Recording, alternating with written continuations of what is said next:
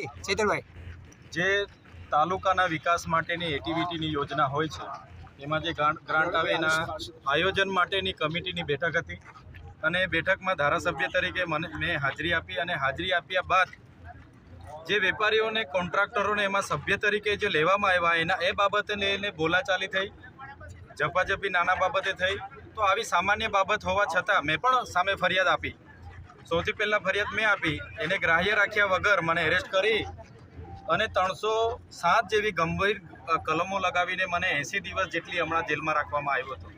ત્યારે નામદાર હાઈકોર્ટે જે જામીન આપ્યા છે, જામીનને એમના આવકારીએ છે.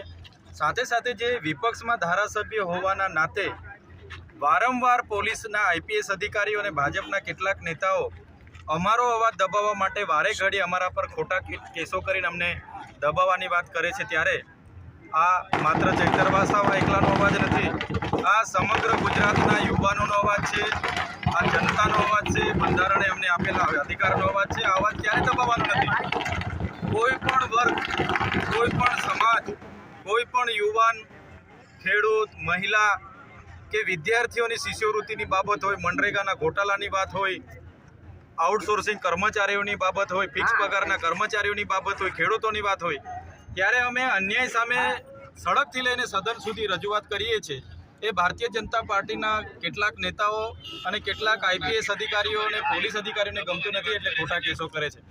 પણ જે પ્રકારે આજે જનતા જેલમાં છૂટ્યા બાદ મને મળવા માટે આવી છે, ત્યારે આ જનતા જે સહકાર આપે છે, એમની જે લાગણી છે, એમનો જે પ્રેમ છે, એ જ મારી તાકાત છે અને એના માટે જ અમે લડીએ છીએ. જે લોકોએ અમારા પર વિશ્વાસ મૂક્યો છે, ભરોસો મૂક્યો છે, હું તો ભગવાનને, ખુદાને, પ્રકૃતિને પ્રાર્થના કરું છું કે મને એટલી શક્તિ આપજો કે અમારા નાનામાં નાના માણસ સાથે અન્યાય થાય ત્યાં હું જઈને ઊભો રહે, એને ન્યાય આપવાનું કામ અમે કરીશું.